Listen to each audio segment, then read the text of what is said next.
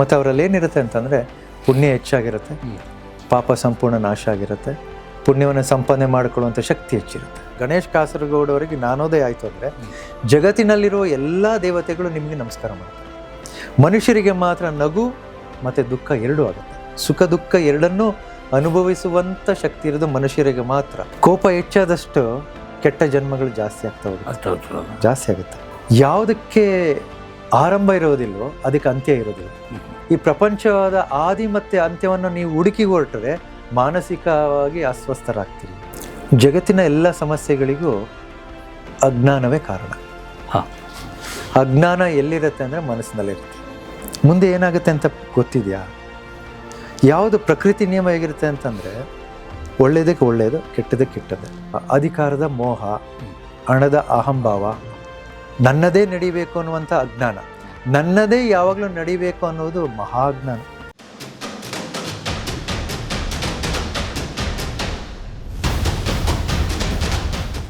ಅವರು 2 ನಿಮಿಷದಲ್ಲೇ ಜ್ಞಾನೋದಯ ಆಯಿತು ಅಂತೇಳಿ ಇಟ್ಕೊಳ್ಳಿ. ಅವ್ರನ್ನ ಎಬ್ಬಿಸೋದು ಹೇಗೆ, ಎಚ್ಚರಿಸೋದು ಹೇಗೆ?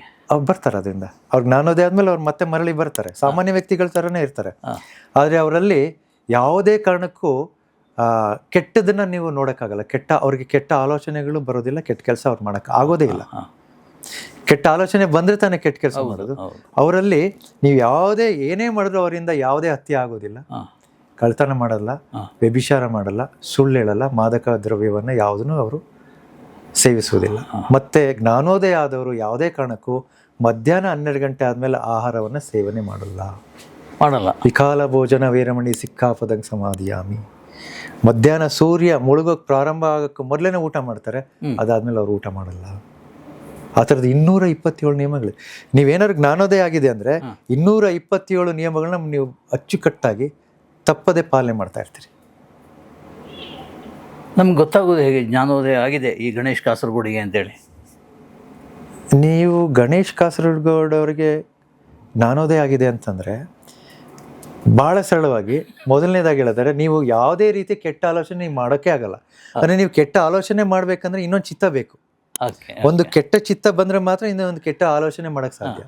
ಆ ಯಾವ ಕೆಟ್ಟ ಚಿತ್ತಗಳು ನಿಮ್ಮಲ್ಲಿ ಇಲ್ಲದೆ ಇರೋದ್ರಿಂದ ನಿಮಗೆ ಗೊತ್ತಾಗುತ್ತೆ. ಆಮೇಲೆ ಜ್ಞಾನೋದಯ ಆದವರ ಹಾವಭಾವಗಳು, ಅವರ ಇಂದ್ರಿಯಗಳು ಎಲ್ಲ ಶಾಂತವಾಗಿರುತ್ತೆ. ಕಣ್ಣು, ಮೂಗು, ಕಿವಿ, ಅವರ ಹಾವಭಾವಗಳು ಎಲ್ಲವೂ ಶಾಂತವಾಗಿರುತ್ತೆ.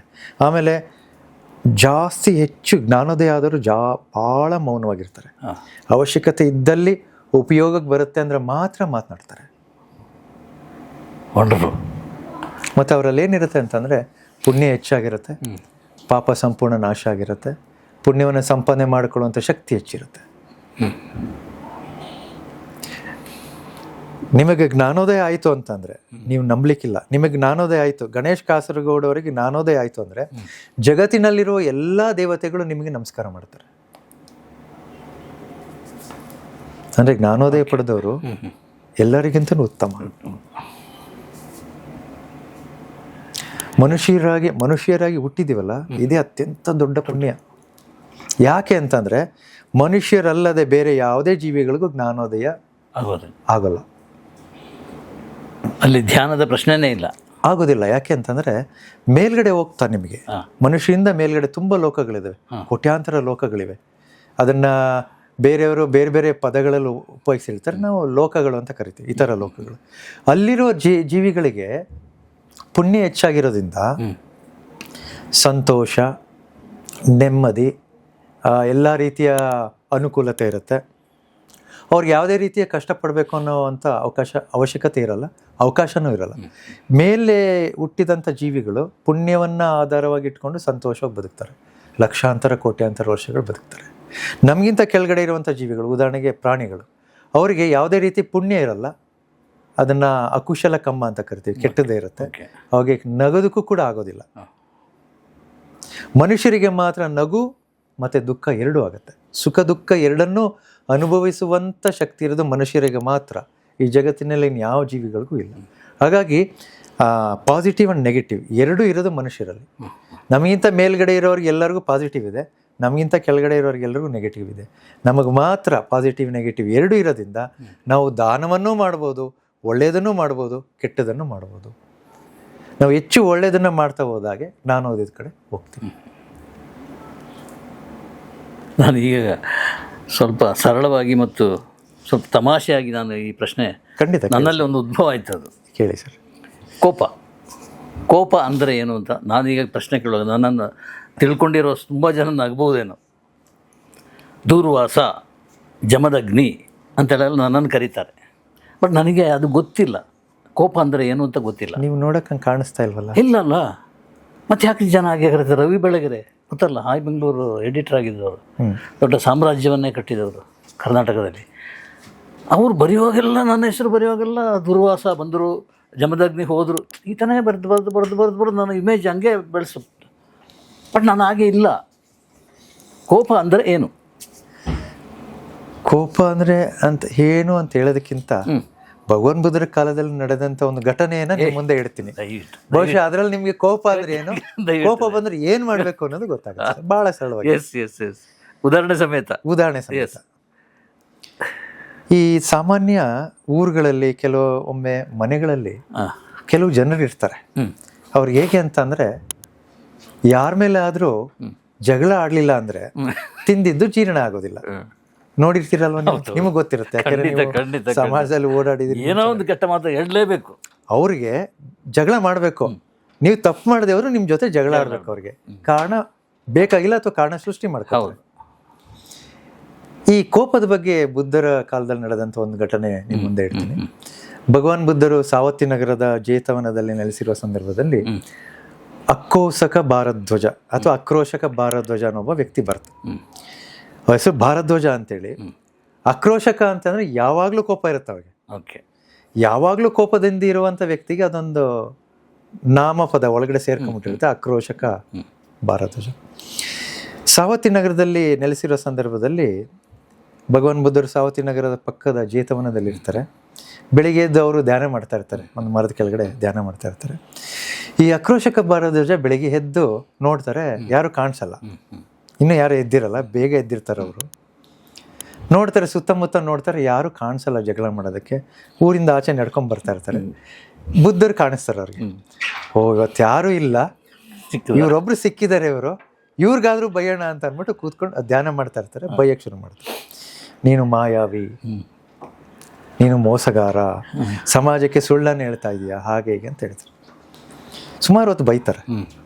ನಿಮ್ಗೆ ಯಾರಾದರೂ ಬೈದ್ರೆ ಏನು ಮಾಡ್ತೀರಾ ಸರ್? ನೋವಾಗುತ್ತೆ, ತಿರುಗಿ ಬೈಯೋದು ಪದ್ಧತಿ. ನೀವು ತುಂಬ ಸ್ಟ್ರಾಂಗ್ ಆಗಿದ್ರೆ ಸಹಿಸ್ಕೊಳ್ಳೋದು ಅಲ್ಲ, ಫಿಸಿಕಲಿ ತುಂಬ ಸ್ಟ್ರಾಂಗ್ ಓದೆ ಅಲ್ವಾ? ಭಗವಾನ್ ಬುದ್ಧರಿಗೆ ದೇಹ ಮತ್ತು ಮನಸ್ಸು ತುಂಬ ಮೈತ್ರಿ ಕರುಣೆಗಳಿತ್ತು. ಕೇಳೋರು ಕೇಳ್ತಾರೆ, ಹಾಗೇ ಕೂತಿರ್ತಾರೆ. ಹೆಚ್ಚು ಹೊತ್ತು ಬೈದವ್ರಿಗೆ ಏನಾಗುತ್ತೆ ಹೇಳಿ? ಪ್ರಯೋಜನ ಇಲ್ಲ, ಸುಸ್ತಾಗುತ್ತೆ. ಅವ್ರು ಬೈಯೋರ್ಗೆ ಬೈದಾದ್ಮೇಲೆ ಭಗವಾನ್ ಬುದ್ಧರು ಧ್ಯಾನದಿಂದ ಎದ್ದು ಕಣ್ಣನ್ನು ಅರ್ಧ ತೆರೆದು ಸ್ನೇಹಿತ ಅಂತ ಕರೀತಾರೆ. ಆಕ್ರೋಶಕ ಭಾರದ್ವಾಜನಿಗೆ ಭಾಳ ಬೇಸರ ಆಗುತ್ತೆ, ಕೈ ಮುಗಿದು ನಿಂತ್ಕೊಳ್ತಾರೆ. ಇಷ್ಟೊತ್ತು ಬೈದ್ರೆ ಇವರು ನನ್ನನ್ನು ಸ್ನೇಹಿತ ಅಂತಾರಲ್ಲ ಅಂತೇಳಿ ಕೈ ಮುಗಿದು ಬುದ್ಧರು ಕೇಳ್ತಾರೆ, ಸ್ನೇಹಿತ ನೀ ಇಲ್ಲಿವರೆಗೆ ಏನೆಲ್ಲ ಹೇಳಿದೆ ಅದಕ್ಕೆ ಉತ್ತರ ಆಮೇಲೆ ಸಿಗುತ್ತೆ, ನನ್ನ ಸರಳವಾದ ಪ್ರಶ್ನೆಗೆ ನೀನು ಉತ್ತರವನ್ನು ಕೊಡು. ಆಯಿತು ಭಗವಾನರು, ಉತ್ತರ ಕೊಡ್ತೀನಿ ಅಂತ ನಿಂತ್ಕೊಳ್ತಾರೆ. ಬುದ್ಧರು ಕೇಳ್ತಾರೆ, ಸ್ನೇಹಿತ ನಿನ್ನ ಮನೆಗೆ ಸ್ನೇಹಿತರು ನೆಂಟರು ಯಾರು ಬಂದರೆ ನೀ ಏನು ಮಾಡ್ತೀಯ? ನಿಮ್ಮ ಮನೆಗೆ ಯಾರೋ ನೆಂಟರು ಬಂದರೆ ಏನು ಮಾಡ್ತೀರಾ ಸರ್ ನೀವು? ಅಷ್ಟೇ, ಆತಿಥ್ಯ ಸ್ವಾಗತ, ಅವ್ರು ಒಳ್ಳೆ ಅಡುಗೆ ಮಾಡಿ ಬಡಿಸುವಂಥ. ಭಾರದ್ವಾಜ ಅವರು ಹೇಳ್ತಾರೆ, ನಮ್ಮ ಮನೆಗೆ ಯಾರೋ ನೆಂಟರು ಬಂದರೆ ಒಳ್ಳೆ ಭೂರಿ ಭೋಜನ ಮಾಡಿ ಅವರಿಗೆ ಕೊಡ್ತೀನಿ, ಊಟ ಬಡಿಸ್ತೀನಿ. ಬುದ್ಧರು ನಗ್ತಾ ಕೇಳ್ತಾರೆ, ಸ್ನೇಹಿತ ನೀನು ಕೊಟ್ಟಂಥ ಆಹಾರ ಅವರು ಸೇವನೆ ಮಾಡದೆ ಹೋದರೆ ಏನಾಗುತ್ತೆ? ಮಗುಮ್ಮಾಗಿ ಮನಸ್ಸಿನಲ್ಲಿ ಏನು ಇಲ್ದೇನೆ ಆಕ್ರೋಶಕ ಭಾರದ್ವಾಜ, ಅವ್ರು ಕೊಟ್ಟಿದ್ದ ಊಟ ಏನಾದ್ರು ಅವ್ರು ಸ್ವೀಕಾರ ಮಾಡಲಿಲ್ಲ ಅಂದರೆ ನನ್ನಲ್ಲೇ ಉಳಿಯುತ್ತೆ ಅಂತ. ಬುದ್ಧರು ನಗ್ತಾ ಹೇಳ್ತಾರೆ, ಸ್ನೇಹಿತ ನೀನು ಬಡಿಸಿದಂಥ, ನೀನು ಕೊಟ್ಟಂಥ ಊಟ ಅವ್ರಿಗೆ ಊಟ ಮಾಡ್ದೇನೆ ಇದ್ದರೆ ಅದು ನಿನಗೆ ವಾಪಸ್ ಬರುತ್ತೆ ಅನ್ನೋದಾದರೆ, ಸತ್ಯವಾದರೆ, ನೀನು ಇಲ್ಲಿವರೆಗೆ ನನಗೆ ಏನೆಲ್ಲ ಬೈತಿದ್ಯಾ ಅದನ್ನು ಯಾವುದನ್ನು ನಾನು ಸ್ವೀಕಾರ ಮಾಡಿಲ್ಲ, ಎಲ್ಲ ನಿನಗೆ. ನೀನು ಏನೆಲ್ಲ ನನಗೆ ಬೈದಿದ್ದೆ ಅದು ನಾನು ಸ್ವೀಕಾರ ಮಾಡಿಲ್ಲ, ನನಗೆ ಬೈದಿದ್ದೆಲ್ಲ ನಿನಗೇ ಆಗಿದೆಯಪ್ಪ. ಭಗವಾನರೇ ತಪ್ಪಾಯಿತು ಅಂತೇಳಿ ಕಾಲು ನಮಸ್ಕಾರ ಮಾಡಿ ಇಂದಿನಿಂದ ನನ್ನನ್ನು ಶಿಷ್ಯನಾಗಿ ಸ್ವೀಕಾರ ಮಾಡಿ ಅಂತೇಳಿ ಅಲ್ಲಿ ಅವ್ರ ಶಿಷ್ಯರಾದರು. ಹಾಗಾದ್ರೆ ಕೋಪದ ಬಗ್ಗೆ ಹೇಳಿ. ಇನ್ನು ವಿವರಣೆ ಬೇಕಾಗಿ. ಬಹಳ ಸರಳ ಸರ್. ಹೌದು. ಏನು ಮಾಡ್ತೀವಿ ನಮ್ಮ ಜೀವನದಲ್ಲಿ, ಆ ಕಡೆಯಿಂದ ಬೆಂಕಿ ಬರ್ತಾ ಇದ್ರೆ ನಾವು ಈ ಕಡೆಯಿಂದ ಬೆಂಕಿ ಹಾಕ್ತೀವಿ. ಎಸ್. ಇಲ್ಲ ಪೆಟ್ರೋಲ್ ಹಾಕ್ದಂಗೆ ಇನ್ನೂ ಜಾಸ್ತಿ ಆಗೋದು. ನಾವೇನು ಮಾಡಬೇಕು ಅಂದರೆ, ಆ ಕಡೆಯಿಂದ ಯಾರು ಕೋಪದಿಂದ ಮಾತಾಡಿದ್ರೆ ನಾವು ಈ ಕಡೆಯಿಂದ ನೀರನ್ನು ಹಾಕಬೇಕು. ಯಾರಾದರೂ ಕೋಪದಿಂದ ಏನಾರು ಅಂದರೆ ಇನ್ನು ಒಳ್ಳೇದಾಗಲಿ ಅಂತ ಹೇಳಿ, ಇನ್ನೂ ತುಂಬ ಕೋಪ ಮಾಡಿಕೊಂಡ್ರೆ ಗಂಡಸಾಗಿರೋ ನಿನ್ನ ಹೆಂಡತಿ ಮಕ್ಕಳೆಲ್ಲ ಸುಖವಾಗಿರಲಿ, ಹೆಣ್ಣಾಗಿರೋ ನಿನ್ನ ಗಂಡ ಮಕ್ಕಳೆಲ್ಲ ಸುಖವಾಗಿರಲಿ. ಇನ್ನೂ ಕೋಪ ಮಾಡಿಕೊಂಡ್ರೆ ನಿನ್ನ ವಂಶದವ್ರು ಎಲ್ಲರೂ ಸುಖವಾಗಿರಲಿ ಅಂತ ಹಾರೈಸಿ ಇನ್ಯಾವತ್ತೂ ಅವ್ರು ನಿಮ್ಮ ಹತ್ರ ಗಲಾಟೆಗೆ ಬರಲ್ಲ. ಅದು ಬೇರೆಯವ್ರಿಗೆ ಬಂದರೆ. ನಿಮಗೆ ಬಂದರೆ ಏನು ಅಂತಂದರೆ, ಕೆಲವು 2 ನಿಮಿಷಗಳ ಕಾಲ ಉಸಿರಾಟವನ್ನು ಗಮನಿಸಿ, 2 ನಿಮಿಷದಲ್ಲಿ ಆ ಕೋಪ ಮಾಯವಾಗುತ್ತೆ. Just count your respiration. Yes. ಎಷ್ಟು ರೀತಿ ಒಳಗಡೆ ಕಣ್ಣು ಮುಚ್ಚಿ ಒಳಗಡೆ ಹೋಗೋ ಉಸಿರು, ಹೊರಗಡೆ ಬರೋ ಉಸಿರು. 2 ನಿಮಿಷ ಸಾಕು, ಮತ್ತೆ ಆ ಕೋಪ ಬರೋದಿಲ್ಲ. ಬರೋದಾದ್ರೆ ಇನ್ನೊಂದು 4 ನಿಮಿಷ, ಒಂದು 4 ಸಲ ಕೌಂಟಿಂಗ್ ಜಾಸ್ತಿ ಮಾಡಿ ಅಷ್ಟೆ. ಆ ಥರ ತುಂಬ ಇದೆ ಸರ್. ಭಗವಾನ್ ಬುದ್ಧರನ್ನ ತಿನ್ನಕ್ಕೆ ಬಂದಂಥ ಆಳವಕ ಬುದ್ಧರ ಶಿಷ್ಯ ಆಗ್ತಾರೆ. ಬುದ್ಧರನ್ನ ಹತ್ಯೆ ಮಾಡೋಕ್ಕೆ ಬಂದಂಥ ಅಂಗುಲಿಮಾಲ ಅವ್ರ ಶಿಷ್ಯಂದಿರಾಗ್ತಾರೆ.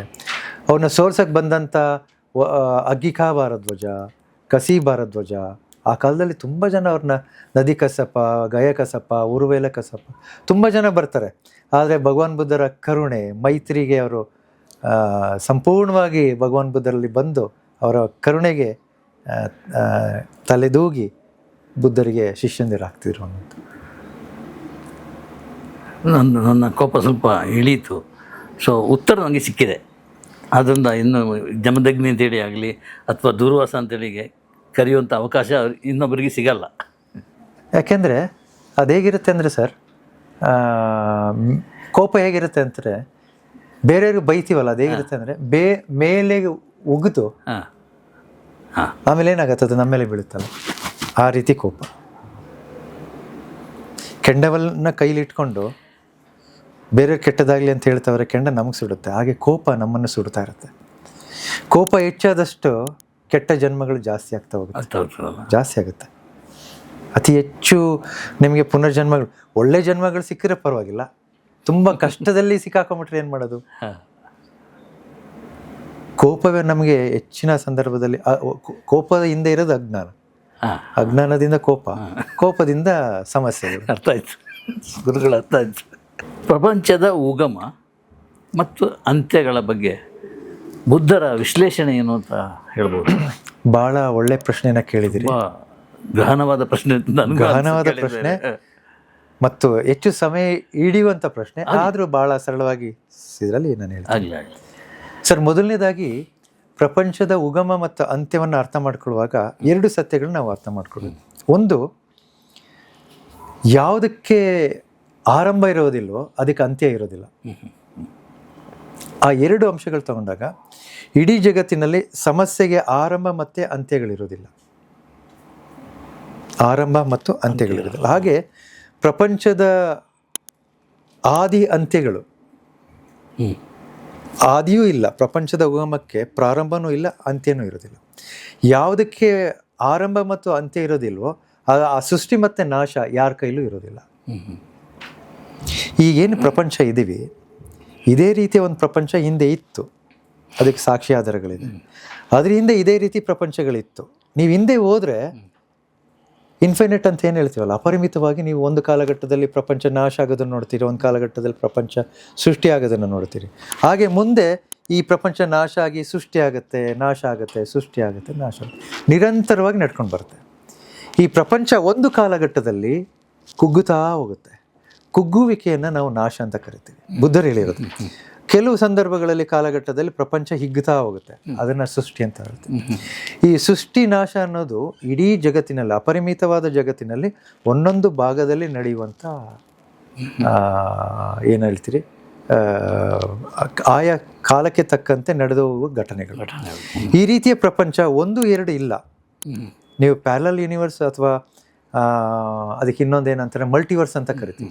ಈಗ ನಾವೇನಿದ್ದೀವಿ ಇದೇ ಥರ ಭೂಮಿ, ನಕ್ಷತ್ರಗಳು, ಈ ರೀತಿ ಗ್ಯಾಲಾಕ್ಸಿ, ಈ ಥರದ್ದು ಕೋಟ್ಯಾಂತರ ಸಂಖ್ಯೆಯಲ್ಲಿ ಈಗ ಹೊರಗಡೆ ಇದೆ. ಬುದ್ಧರು ಹೇಳಿದಾಗೆ ದಶಸಹಸ್ರ ಧಾತು ಅಂತ ಕರೀತಾರೆ.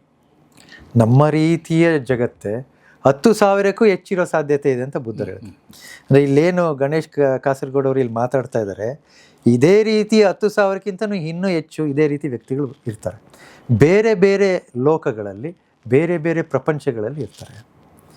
ಸೊ ಎಂದೆಂದಿಗೂ ಸಂಪೂರ್ಣವಾಗಿ ಪ್ರಪಂಚ ನಾಶ ಆಗೋದಿಲ್ಲ, ಎಂದೆಂದಿಗೂ ಪ್ರಪಂಚ ವಿಕಸಿತವಾಗ್ತಾನೆ ಇರೋದಿಲ್ಲ. ಇದು ಹೇಗೆ ಅಂತಂದರೆ, ಒಟ್ಟಾರೆ ಹೇಳೋದಾದರೆ ಈ ಪ್ರಪಂಚವನ್ನು ಭಗವಾನ್ ಬುದ್ಧರು ಹೇಳ್ತಾರೆ, ಈ ಪ್ರಪಂಚದ ಆದಿ ಮತ್ತು ಅಂತ್ಯವನ್ನು ನೀವು ಹುಡುಕಿ ಹೊರಟ್ರೆ ಮಾನಸಿಕವಾಗಿ ಅಸ್ವಸ್ಥರಾಗ್ತೀರಿ. ಯಾಕೆ ಅಂದರೆ ಇದಕ್ಕೆ ಆದಿ ಇಲ್ಲ, ಅಂತ್ಯ ಇಲ್ಲ. ಇದ್ರ ಹಿಂದೆ ಯಾರಿದ್ದಾರೆ ಅಂತ, ಈ ಪ್ರಪಂಚದ ಆದಿ ಅಂತ್ಯಗಳು, ಸೃಷ್ಟಿ ನಾಶಗಳು ಹಿಂದೆ ಇರೋದು ಯಾವುದು ಅಂತಂದರೆ, ಇಂಗ್ಲೀಷ್ನಲ್ಲಿ ನಾವೆಲ್ಲ ಓದಿರ್ತೀವಿ sir, energy neither can be created nor can be destroyed ಅಂತ. ಅಂದರೆ ಈ ಪ್ರಪಂಚದಲ್ಲಿರುವ ಶಕ್ತಿಯನ್ನು ಸೃಷ್ಟಿ ಮಾಡೋಕ್ಕೂ ಆಗಲ್ಲ, ನಾಶ ಮಾಡೋಕ್ಕಾಗಲ್ಲ, ಆದರೆ ರೂಪಾಂತರ ಮಾಡ್ತೀವಿ. ಈ ಶಕ್ತಿಯನ್ನು ನೀವು ದೇವರು ಅಂತ ಕರಿತೀರಿ, ಕೆಲವರು ಧಮ್ಮ ಅಂತ ಕರೀತಾರೆ, ಕೆಲವರು ಧರ್ಮ ಅಂತ ಕರೀತಾರೆ, ಕೆಲವರು ಆಲ್ಮೈಟಿ ಗಾಡ್ ಅಂತ ಕರೀತಾರೆ, ಬೇರೆ ಬೇರೆ ಪದಗಳಲ್ಲಿ ಕರೀತಾರೆ. ಆದರೆ ಈ ಪ್ರಕೃತಿಯ ನಿಯಮಗಳಿದೆಯಲ್ಲ, ಎಂದೆಂದಿಗೂ ಅಸ್ತಿತ್ವದಲ್ಲಿರುವ ಅನ್ನೋದು ಭಾಳ ಮುಖ್ಯ ಸರ್.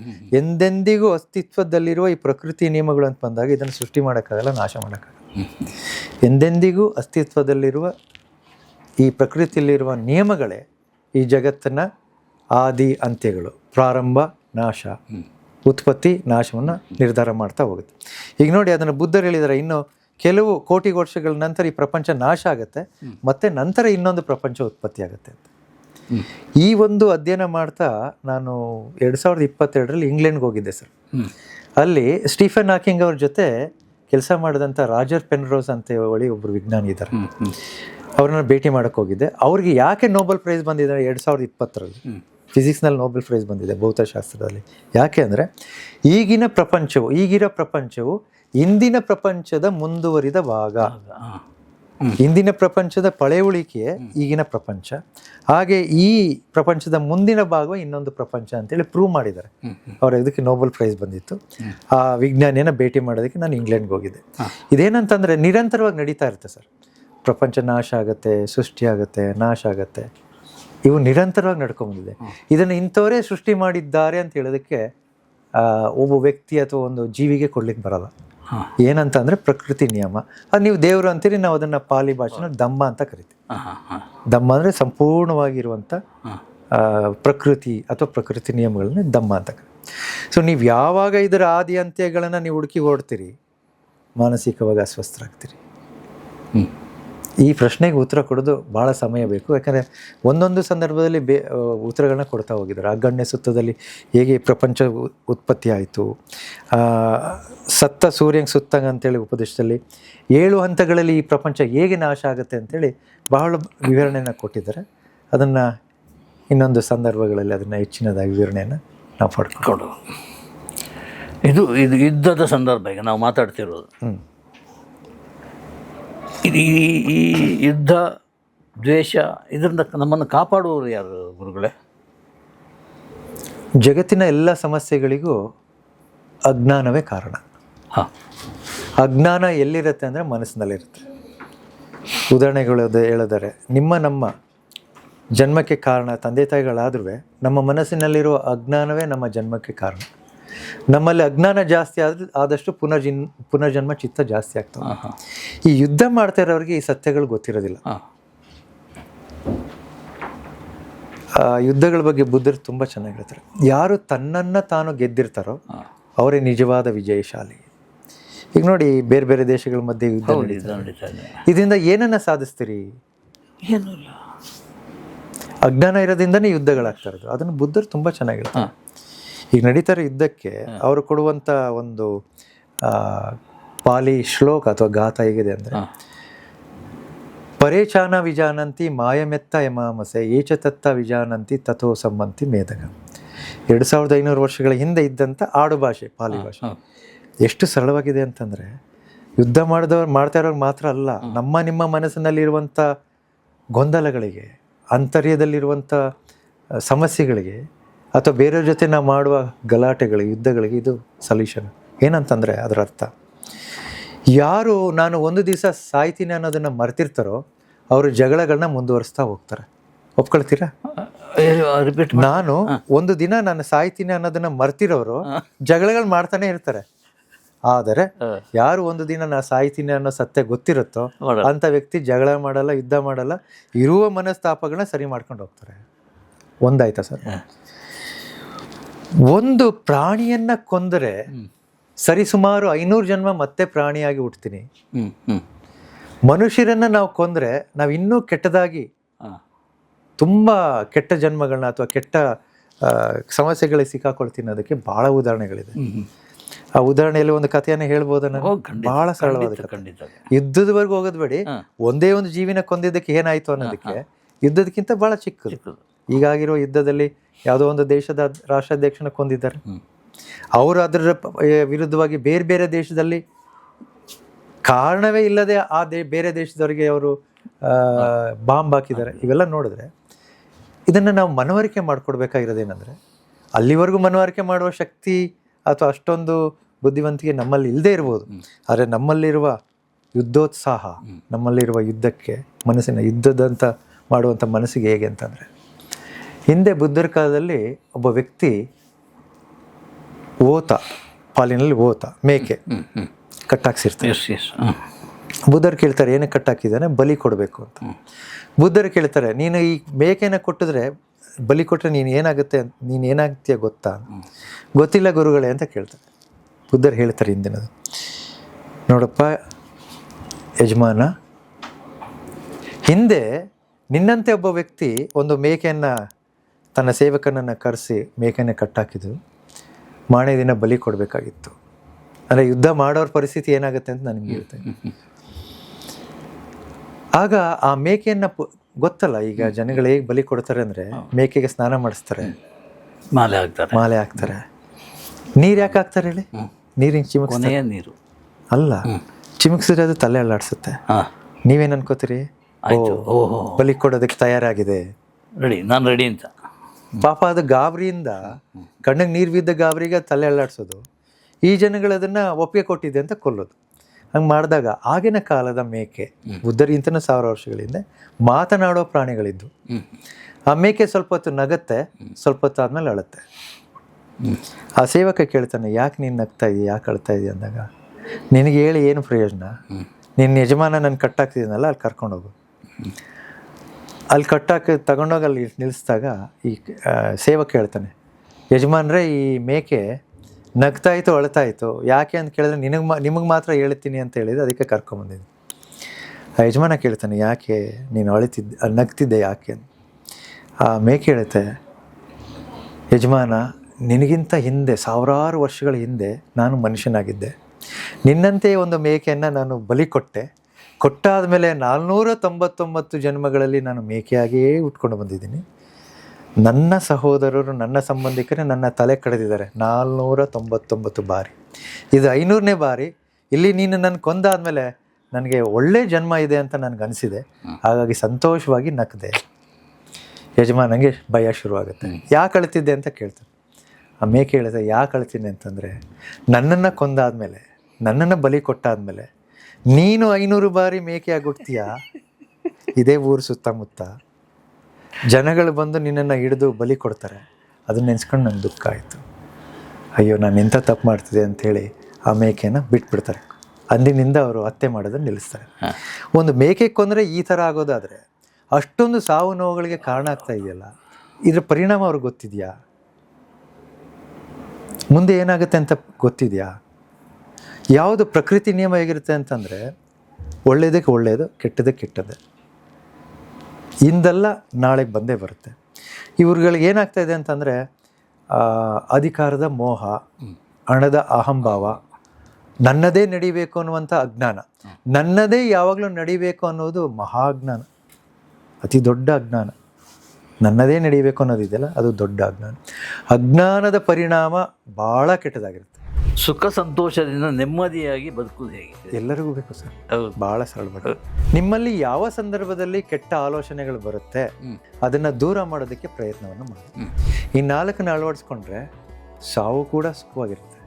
ಯಾವಾಗ ನಿಮ್ಮಲ್ಲಿ ಎಲ್ಲವೂ ಕಡಿಮೆ ಇರುತ್ತೆ ನೀವು ಸುಖವಾಗಿರ್ತೀರಿ, ಯಾವಾಗ ಎಲ್ಲವೂ ಹೆಚ್ಚಾಗಿರುತ್ತೆ ನೀವು ಭಾಳ ದುಃಖದಲ್ಲಿರ್ತೀರಿ. ತುಂಬ ದುಡ್ಡು ಮಾಡಿರೋರಿಗೆ ಅದು ಕಾಪಾಡೋಷ್ಟರಲ್ಲಿ ಅವ್ರಿಗೆ ನಿದ್ದೆ ಬರೋದಿಲ್ಲ. ನಿದ್ದೆ ಬರಲ್ಲ. ಬೀದಿ ಬದಿಯಲ್ಲಿ ಭಿಕ್ಷೆ ಬೇಡಿ ಮಲಗ್ತಾರಲ್ಲ, ಅವರ ನೆಮ್ಮದಿಯ ನಿದ್ರೆ ಅತಿ ಶ್ರೀಮಂತರಿಗೆ ಯಾವತ್ತೂ ಬಂದಿರೋದಿಲ್ಲ. ಯಾರು ಪರಿಹಾರ ಕೊಡ್ತಾರ? ನಮ್ಮ ಸಾವನ್ನು ನಿಲ್ಲಿಸುವಂಥ ಶಕ್ತಿ ಯಾರು? ಹಿಂದೆಯೂ ಇಲ್ಲ, ಮುಂದೆಯೂ ಇರಲ್ಲ. ಮುಂದೆ ಇಲ್ಲ. ಈ 4 ಸಮಸ್ಯೆಗಳಿಗೆ ಕಾರಣ ನಮ್ಮ ಮನಸ್ಸೇ, ನಮ್ಮ ಅಜ್ಞಾನವೇ ಕಾರಣವಾಗಿರುತ್ತೆ. ಅನುಕೂಲಸ್ಥನಾಗಿದ್ದು ವಯಸ್ಸಾದ ತಂದೆ ತಾಯಿಗಳನ್ನ ನೋಡ್ಕೊಳ್ಳಿಲ್ಲ ಅಂದರೆ ಅವರೇ ಅಸ್ಪೃಶ್ಯರು ಅಂತ ಹೇಳ್ತಾರೆ. ಓಕೆ, ತಂದೆ ತಾಯಿಗಳನ್ನ ನಾವು ನೋಡ್ಕೊಳ್ಳಿ ಅಂದರೆ ನಾವೇ ಅಸ್ಪೃಶ್ಯರು. ಬುದ್ಧರು ಹೇಳ್ತಾರೆ, ನೀನು ಬಿಕ್ಕುಗಳೆಲ್ಲ ಸನ್ಯಾಸಿಗಳೆಲ್ಲರೂ ಒಂದು ಹೆಣ್ಣು ಮಗಳ ಮುಖವನ್ನು ನೋಡಿ ನೀವು ಮಾತಾಡ್ತಾರೆ, ಅವರನ್ನು ತಾಯಿಯೆಂದು ಭಾವಿಸಿ ತಾಯಿಯ ಗೌರವವನ್ನು ಕೊಟ್ಟು ತಾಯಿ ಜೊತೆ ಹೇಗೆ ಮಾತಾಡ್ತೀರ ಆ ರೀತಿ ನೀವು ಮಾತಾಡಬೇಕು.